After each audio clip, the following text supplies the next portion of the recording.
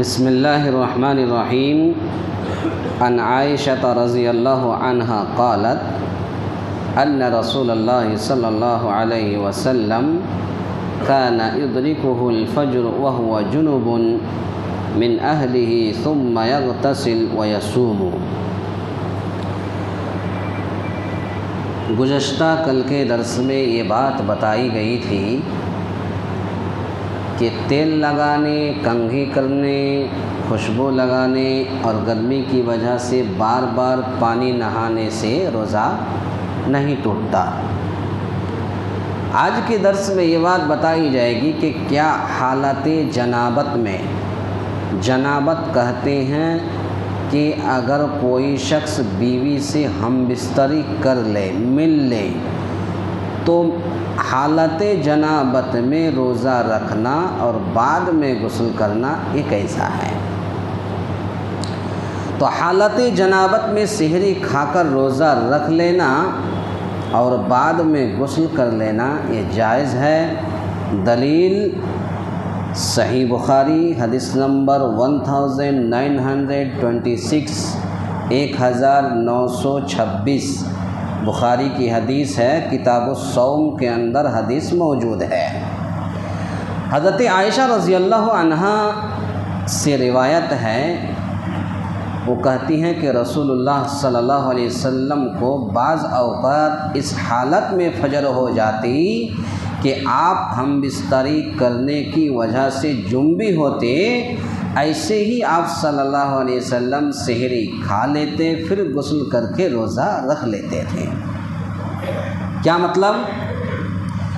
مطلب یہ ہے کہ اگر انسان رات میں بیوی سے ملنے کی خواہش کرتا ہے، اگر مل لیا اور ملنے کے بعد سحری کھا لیا پہلے، اس لیے کہ سحری کا ٹائم ختم ہونے جا رہا، تو سحری کھا لیا بعد میں پانی نہایا، تو ایسے حالت میں بھی روزہ نہیں ٹوٹتا بلکہ روزہ ہو جاتا ہے۔ آپ صلی اللہ علیہ وسلم نے ایسا کیا ہے، آپ پہلے سحری کر لیتے تھے، بعد میں نماز سے پہلے غسل کر کے آپ نماز پڑھنے جاتے تھے۔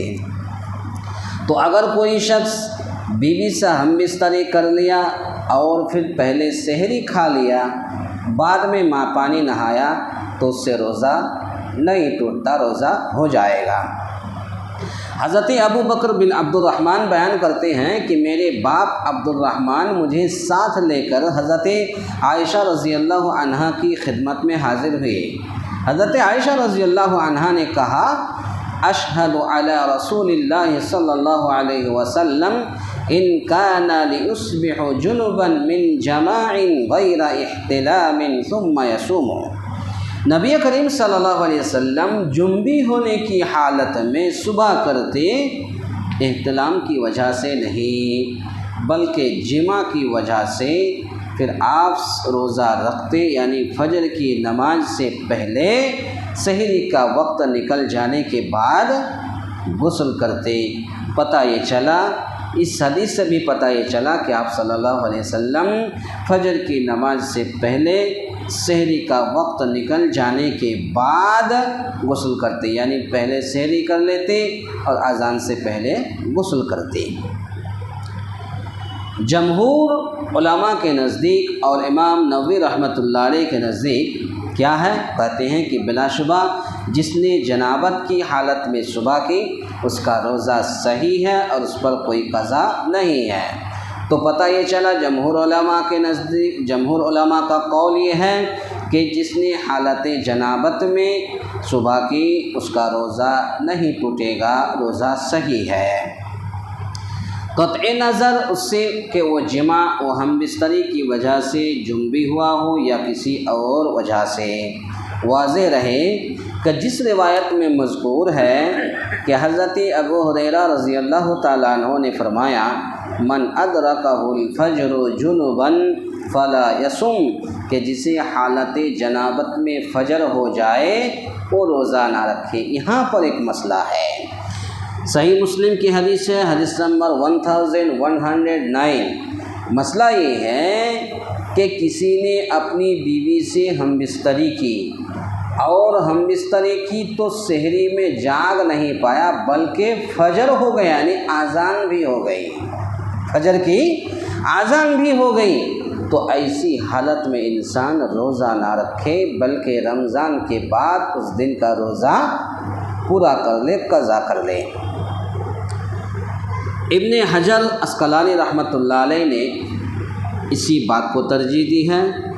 اسی طریقے سے علامہ شوکانی رحمۃ اللہ علیہ حضرت ابو ہریرہ رضی اللہ تعالی عنہ کا اپنے فتوے سے رجوع کر لینا بھی نسخ کے دعوے کی تائید کرتا ہے۔ یاد رہے کہ حضرت ابو ہریرہ رضی اللہ تعالیٰ عنہ کا اپنے فتوے سے رجوع کر لینا حدیث کی معتبر کتابوں میں موجود ہے۔ پتہ یہ چلا، اور آج کے درس کا خلاصہ کلام یہی ہے۔ اسی طریقے سے امام ابن منذر رحمۃ اللہ علیہ فرماتے ہیں کہ اس حدیث کے متعلق سب سے اچھی بات جو میں نے سنی ہے وہ یہ ہے کہ یہ حدیث منسوخ ہو چکی ہے، کیونکہ ابتدائی اسلام میں رات کو سو جانے کے بعد روزہ دار پر کھانے اور پینے کی طرح جماع بھی حرام تھا۔ کھانے اور پینے جماع بھی پہلے حرام تھا، بعد میں پھر کہا کہ نہیں، رات میں بیوی سے مل سکتا ہے۔ پھر جب اللہ تعالیٰ نے جماع کو طلوع فجر تک جائز قرار دے دیا تو جنبی کے لیے غسل کے بغیر صبح کرنا جائز ہو گیا۔ ابو ہریرہ رضی اللہ یہی فتویٰ دیا کرتے تھے۔